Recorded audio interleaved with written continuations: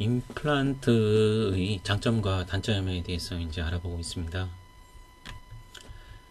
임플란트 경우 말씀드린 대로 수명이 조금 이제 길게 됩니다.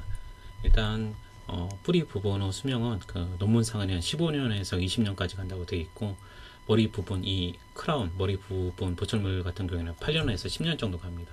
우리나라 사람들은 좀 수명이 짧아서 한 8년 정도라고 생각하시면 될 것 같고요.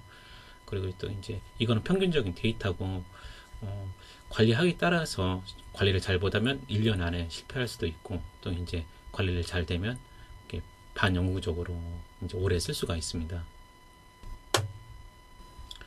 또 임플란트 같은 경우 심미적으로 좀 우수합니다.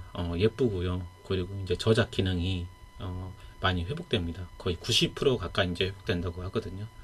또 임플란트를 심으시게 되면 임플란트가 심겨짐으로써 뼈가 흡수되는 것을 조금 이제 방지할 수가 있습니다. 그리고 임플란트 같은 경우 브릿지랑 틀리게 치료가 이제 간단합니다. 브릿지를 할 경우 예를 들어서 이가 여기 하나 없고 이렇게 하나 없는 경우, 브릿지 같은 경우는 양옆의 치아를 이제 깎아서 하는 이제 치료가 되는데, 임플란트 같은 경우는 이 부위 하나에만 식립하면 되니까 양옆의 치아를 깎지 않는 그런 이제 보존적인 치료라고 보실 수가 있습니다. 또 이제 임플란트에 대해서 이제 계속 이제 그 장점과 단점에 대해서 알아보고 있는데, 임플란트 장점은 또 틀니를 끼지 않아도 됩니다.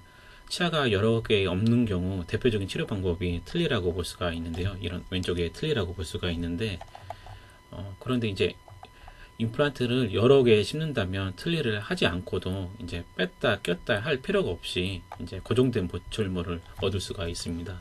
이렇게 사진처럼 임플란트를 여러 개 식립하게 되면 굳이 이제 틀니처럼 꼈다 뺐다 안 해도 됩니다.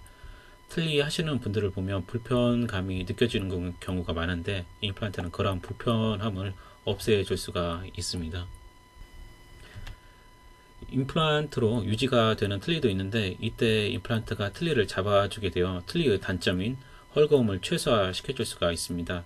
또한 틀니의 지속적인 사용은 잇몸뼈를 흡수시킬 수가 있는데, 임플란트 식립을 통해 이거를 이제 지원시킬 수가 있습니다. 예를 들어서 이제 앞에 설명드린 것처럼 약간 틀니와 전악 임플란트 전부 이제 임플란트를 하는 그런 경우 약간 중간적인 거라고 볼 수가 있는데, 이렇게 틀니를 하실 때 임플란트를 2개 정도 이제 몇 개 이제 식립하게 되면 틀니가 여기에 고정되기 때문에 약간 헐거운 거를 이제 방지할 수가 있습니다. 그리고 또 이제 임플란트가 심겨져 있기 때문에 뼈가 녹는 걸 조금 최소화할 수가 있습니다.